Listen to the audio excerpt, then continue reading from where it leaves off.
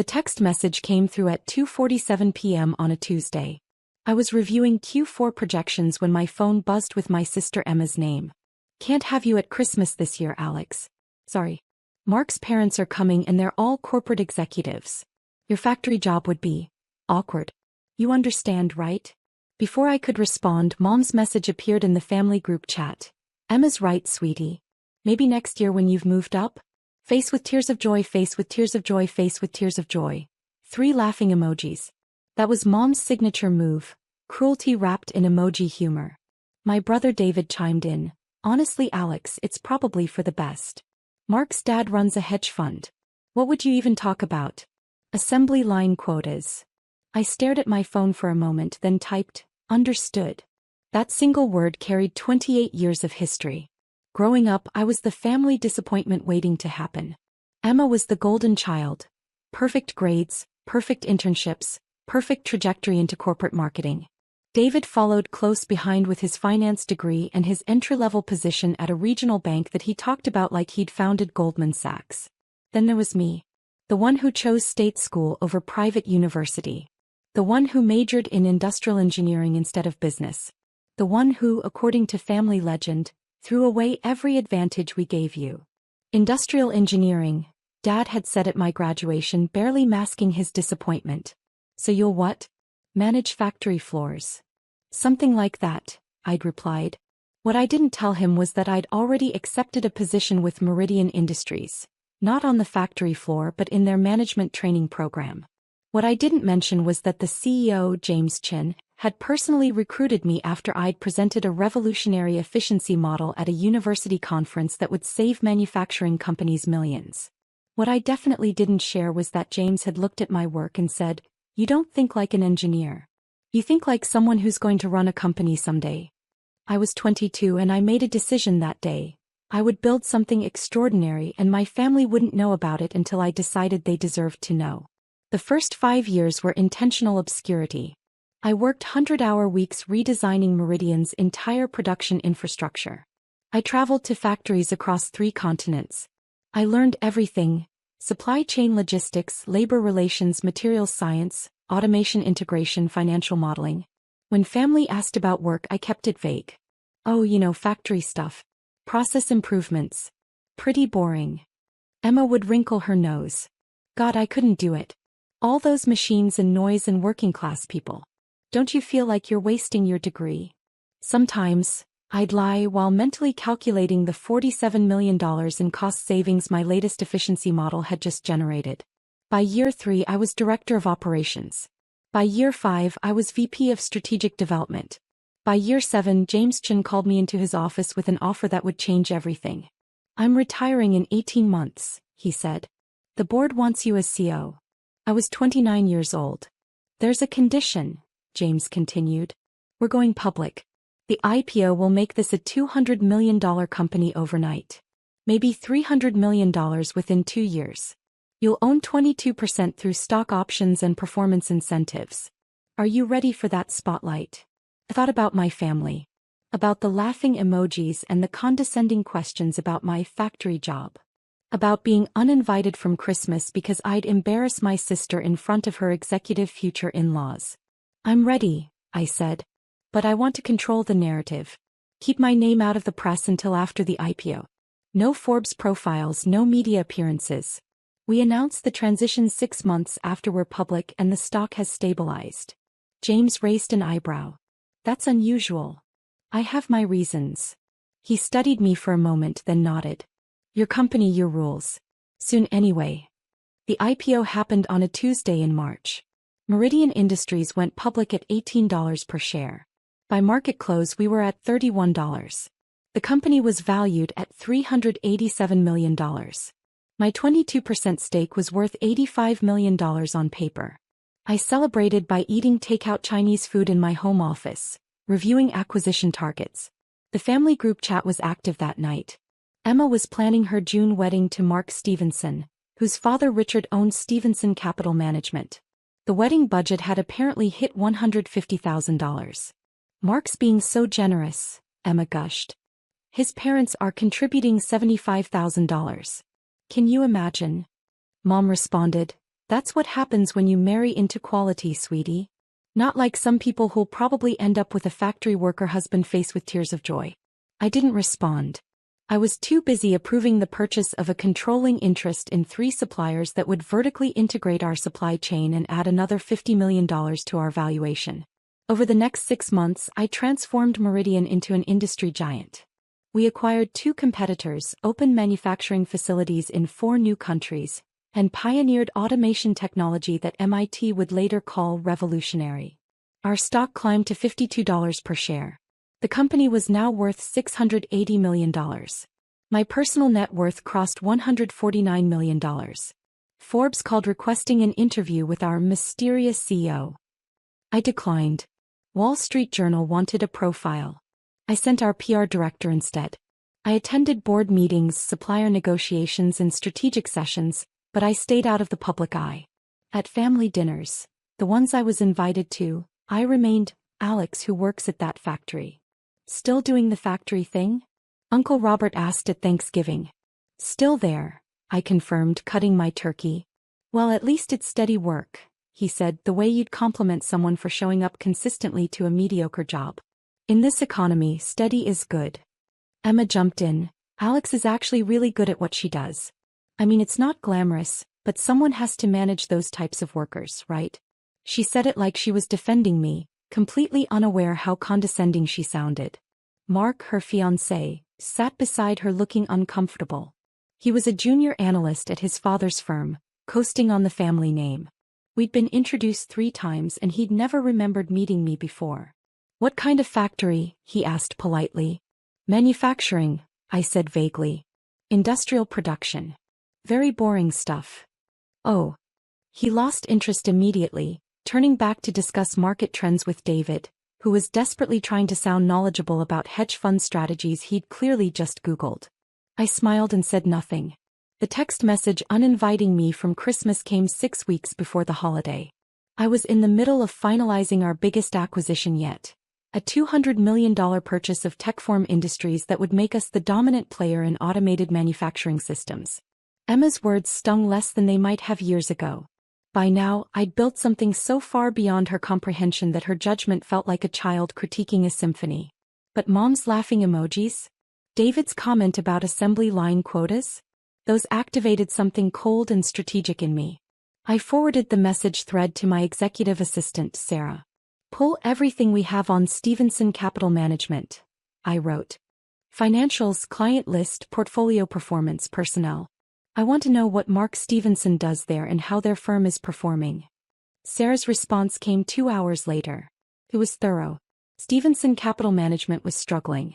They'd made several bad bets on tech stocks and lost $40 million in the last 18 months. They were actively seeking capital infusions to stay afloat.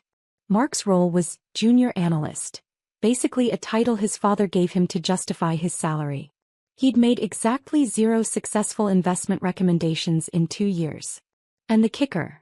They'd been trying to schedule a meeting with Meridian Industries for 4 months, hoping to pitch themselves as our investment management partner for our corporate treasury. Our CFO had been politely declining, saying our CEO would need to approve any such relationship. I smiled at my computer screen. Sarah, I wrote back, schedule that meeting with Stevenson Capital. Tell them our CEO will attend personally. December 20th, 2 p.m.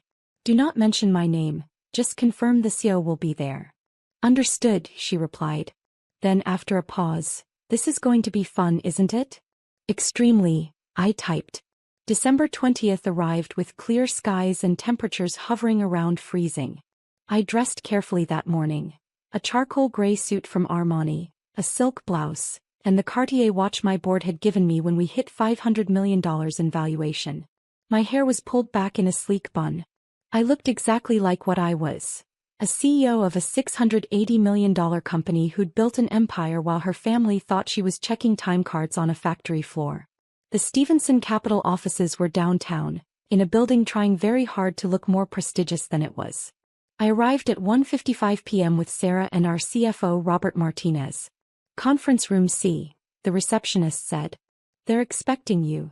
We walked down the hallway. Through the glass walls I could see them. Richard Stevenson, silver-haired and pompous, sitting at the head of the table. Two associates whose names I'd already forgotten. And Mark, my sister's fiancé, looking nervous and underprepared, shuffling papers he clearly hadn't read. They couldn't see me yet. The glass was one way from the hallway. "Ready?" Robert asked quietly. "Absolutely," I said. Sarah opened the door. Richard Stevenson stood immediately, his salesman smile activating. "Welcome. Thank you so much for making time to..." He stopped mid-sentence. They all did. Because they were staring at me. Mark's face went through a fascinating journey. Confusion, recognition, more confusion, then dawning horror as his eyes traveled from my face to the portfolio in Sarah's hands with "CO briefing" embossed on the cover. "I'm sorry," Richard said slowly, his smile frozen. "There must be some mistake. We were expecting..." "The CEO of Meridian Industries," I finished calmly, extending my hand. "Alexandra Morrison. We've been corresponding through intermediaries for several months. I apologize for the delayed response. Our acquisition schedule has been quite aggressive this year." I watched Richard's face as his brain tried to process this. His eyes darted to Mark, whose face had gone completely white. "Morrison," Richard repeated. "I took my husband's name when we married 3 years ago," I explained smoothly. "I'd married Daniel Morrison, Meridian's chief technology officer, in a quiet ceremony in Napa. My family hadn't been invited. They didn't even know I was married. But you might know me by my maiden name from the industry publications. Alexandra Chin. Though most people just call me Alex." The color drained from Richard's face now too. Mark made a sound like a small animal dying. "Wait," Mark croaked. "Alex? Factory Alex?" "You're Factory Alex," I repeated, tasting the words. "Yes, I suppose that's what my family calls me. Because I work in manufacturing. Because I run this manufacturing company, actually. Because I built this $680 million manufacturing empire from the ground up over the last 8 years while apparently being too embarrassing to invite to Christmas dinner." I let that hang in the air for a moment. "Shall we sit?" I continued pleasantly, moving to the head of the table, the seat Richard had been occupying. He scrambled to move. "I have another meeting at 3:30, so let's make this efficient." Sarah placed the portfolio in front of me. Robert took the seat to my right. Mark looked like he was going to vomit. "Now then," I said, opening the portfolio to reveal Stevenson Capital's complete financial breakdown. Information they definitely hadn't provided but which I'd acquired through perfectly legal channels. "You've been attempting to position yourselves as potential investment managers for Meridian's corporate treasury. Currently valued at approximately $340 million in liquid assets. Is that correct?" Richard found his voice. "Yes, we believe we could provide exceptional..." "Your firm has lost $43 million in the last 20 months, I interrupted, reading from the report. "Your flagship fund is down 34% when the S&P is up 22%. You've had client redemptions totaling $67 million this year alone. You're currently seeking capital infusions to maintain operational liquidity." I looked up. Does that sound like a firm I should trust with $340 million? The silence was deafening. Mark's voice came out strangled. "Alex, I didn't. Emma said you worked on a factory floor. She said you were..." she said. "Embarrassing." I supplied helpfully. "Yes, I got that text. Your factory job would ruin everything." I believe those were her exact words. Followed by my mother's laughing emojis and my brother's comment about assembly line quotas. I pulled out my phone and with theatrical precision found the message thread and turned it toward Richard. "This is from 6 weeks ago. That's your future daughter-in-law, explaining why I couldn't attend Christmas dinner because my job would be too awkward around your executive family." Richard's face went from white to red. "Mark, what the hell?" "I didn't know." Mark shouted. "How was I supposed to know? He never said. Emma said her sister worked in a factory. She made it sound like you were checking inventory or operating machines or something." "I do check inventory," I said mildly. "When I'm touring our 17 manufacturing facilities across 9 countries. And I understand machine operation intimately. I redesigned our entire automation system. That innovation alone saved us $89 million annually. It's also why MIT offered me an adjunct professorship, which I declined because running a company is rather time-consuming." I stood up, smoothing my suit. "Gentlemen, I think we're done here. Robert, please note in our files that Stevenson Capital Management is not an appropriate fit for our investment needs. Wait. Richard stood desperately. Miss Chin, Ms. Morrison, please, there's been a terrible misunderstanding. What my future daughter-in-law said, that was clearly not a misunderstanding, I corrected. It was exactly what she believed. What my entire family believes. That I'm somehow lesser because I chose manufacturing over marketing. That I'm an embarrassment because I built something real instead of pushing PowerPoints around a conference room. I turned to Mark, who looked like he wanted to disappear into the floor. You should probably call Emma. Tell her that her embarrassing factory worker sister just denied your father's firm a potential $340 million account. Tell her that the working-class people I manage include 1,200 employees across 3 continents, 47 of whom have PhDs. Tell her that the boring factory stuff I do resulted in a company valuation that makes your father's entire firm look like a lemonade stand. Please, Mark whispered. The wedding is in 6 months. Emma will kill you, I suggested. Yes, probably. But that's not really my concern, is it? After all, I won't be at the wedding. I'm too embarrassing. I walked toward the door, then paused. Oh, and Mark? One more thing. That factory you all love to mock? The one where I supposedly waste my degree? We're announcing a major acquisition next week. Techform Industries' $200 million purchase price. It will push our valuation over $900 million. The Wall Street Journal is running a profile piece on me. They've been requesting it for 18 months and I finally agreed.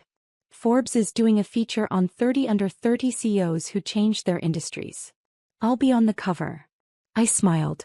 So in about 10 days, everyone in your father's professional circle, everyone Emma has been bragging to about marrying into an executive family, will know exactly who I am. They'll know that the Stevensons tried to land Meridian as a client. And they'll know that the CEO personally declined because your firm's performance was too risky. I let that sink in. How do you think that plays at country club brunches, Mark? His face answered for him. Merry Christmas, I said and walked out. I made it to my car before my phone started exploding. The first call was from Emma. I didn't answer. The second was from Mom. Declined. The third was from David, which was interesting. He usually stayed out of family drama. I let them all go to voicemail and drove back to the office. Sarah met me at the elevator with a grin. Mark Stevenson called 4 times. Your mother called twice. Your sister has called 7 times and sent 14 text messages. Your brother left a voicemail that was mostly just him saying, "What the hell?" repeatedly. Perfect, I said. Block their numbers from my office line. Personal phone too, actually. Already done, Sarah confirmed. Also, your husband called. He saw the Stevenson meeting on your calendar and wanted to know if he should prepare bail money. I laughed. Daniel understood exactly what today had been about. Tell him I'll be home for dinner. We're celebrating. By evening, the voicemails had reached epic proportions. Emma's first message: Alex, Mark just told me the craziest story. Call me back immediately. This is insane. You're a CEO? Since when? Why didn't you tell us? Emma's fifth message: Okay, I'm reading about your company online and I'm... Alex, I don't understand. Why would you hide this? Why would you let us think you were just... Call me back. Please. Emma's 10th message: Mark's dad is furious. He says you humiliated them. He says you deliberately deceived us. Alex, the wedding is in 6 months. Mark's family is talking about calling it off. How could you do this to me? There was... Not, I'm sorry I uninvited you from Christmas. Not, I'm sorry I was ashamed of you. Just, how could you do this to me? Mom's messages followed a similar pattern. Shock, confusion, then anger that I'd made them look foolish by hiding my success. David's voicemail was different. Alex, look, I'm reading about you right now. 9 countries? $680 million? What the? Why didn't you say something? We've been treating you like... Yeah, I get it now. I get why you didn't say something. Call me back. Please. I owe you an apology. At least David was capable of basic self-reflection. I didn't call any of them back. The next morning, my executive assistant forwarded me an email that had come through our corporate contact form. It was from Richard Stevenson. Ms. Morrison, I hope we can discuss yesterday's meeting more calmly. There have clearly been family miscommunications that affected everyone's perception. I would appreciate the opportunity to. I deleted it without finishing. An hour later, Emma showed up at Meridian's headquarters. Security called my office. Ms. Morrison, there's an Emma Chin in the lobby demanding to see you. She says she's your sister. She's quite insistent. Have security escort her out, I said calmly. Add her to the banned visitors list. Understood. 20 minutes later, my personal cell phone rang from a number I didn't recognize. Against my better judgment, I answered. Alex. Finally. They threw me out of your building. Emma's voice was shrill. Security. Your security threw me out. I'm your sister. You're a person who uninvited me from Christmas because my job was embarrassing, I corrected. That's not the same as being my sister. I didn't know. You didn't know because you never asked. You assumed. You looked at my life, decided it was beneath you and treated me accordingly. For 8 years, Emma. 8 years of condescending comments and pitying looks and being excluded from family events because I didn't fit your image. I'm sorry. I'm sorry. I was wrong. But Alex, you have to understand. Mark's family is furious. They're talking about calling off the wedding. His father says you made them look incompetent in front of their whole firm. You have to fix this. The audacity was breathtaking. I have to fix this? I repeated slowly. Emma, let me be crystal clear. I built a $680 million company while you and Mom and David mocked me at every family dinner. I revolutionized an entire industry while you sent laughing emojis about my factory job. I earned a spot on the Forbes 30 Under 30 list while you were too embarrassed to have me at Christmas. And now you want me to fix your relationship with your future in-laws because they're upset that I exposed their firm's poor performance. It wasn't like that. It was exactly like that. You know what the worst part is, Emma? I would have told you. If you'd ever, even once, asked about my work with genuine interest instead of condescension, I would have shared everything. But you didn't want to know. You wanted to feel superior. That's not fair. Neither was being uninvited from Christmas. Neither were 8 years of being treated like the family embarrassment. So here's what's going to happen. Nothing. I'm going to do nothing. Mark can explain to his family why their firm isn't qualified to manage our investments. You can explain to your friends why your CEO's sister won't be at your wedding. And I'm going to continue running my company and living my life with people who actually value me. Alex, please. I hung up. The Forbes article came out on December 28th. The headline read, "The CEO who built a $680 million empire in secret. Alexandra Morrison's unconventional path to manufacturing dominance." The photo showed me in the main facility surrounded by advanced automation systems, looking every inch the executive I was. The article detailed my rise from management trainee to CEO, the revolutionary efficiency models I'd pioneered, and the aggressive acquisition strategy that had transformed Meridian from a mid-size manufacturer into an industry titan. There was a particularly good quote. Morrison is part of a new generation of CEOs who understand that manufacturing isn't a dying industry. It's the foundation of everything. While others chase software and finance, she's building the infrastructure that makes modern life possible. And she's doing it better than anyone else. The Wall Street Journal piece ran the next day with the headline, "The manufacturing mogul you've never heard of until now." By New Year's Eve, I'd received interview requests from Harvard Business Review, Fortune, Bloomberg, and CNBC. I accepted them all. Emma's wedding happened in June. I wasn't there, obviously. I heard through cousins, who'd started reaching out to me with suddenly friendly messages after the Forbes article, that it was nice but tense. Apparently, Mark's family attended, but the Stevensons' social standing had taken a hit when word got out that they'd lost a potential $340 million client because the managing partner's son had insulted the CEO's family. Emma and Mark moved to a smaller apartment than they'd planned. The wedding gift money from Mark's parents was apparently less than expected. Mark's father had suggested he take some time to learn the business, which was corporate speak for, "You screwed up monumentally." Mom tried to arrange a family dinner in July to clear the air. I declined. David was the only one who actually earned his way back into my life. He showed up at my office 6 months after the Stevenson meeting, properly scheduled through my assistant, and spent an hour genuinely apologizing. Not excusing, not explaining, apologizing. I was a condescending jerk, he said simply. I was so busy trying to feel important because of my entry-level bank job that I completely missed the fact that you were actually important. Actually building something. I'm ashamed of how I treated you. It wasn't perfect, but it was real. I appreciate that, I said carefully. I don't expect forgiveness, he continued. I just wanted you to know I see it now. What you built. What we missed. And I'm sorry. We have coffee sometimes now.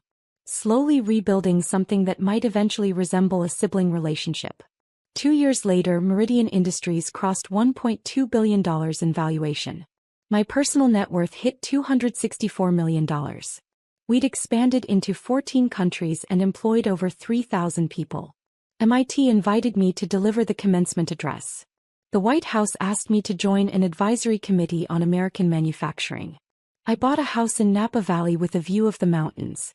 Daniel and I hosted dinner parties for friends from the industry, people who'd earned their seats at my table through respect and capability, not blood relation. Last Christmas, I spent the holiday in Aspen with Daniel, our CFO Robert and his family, and Sarah and her wife. We skied, drank excellent wine, and talked about the $400 million acquisition we were planning for the new year. My phone buzzed on Christmas morning. A message from Emma. Merry Christmas. I know I don't deserve a response. But I want you to know I think about that text every day. I was wrong. About everything.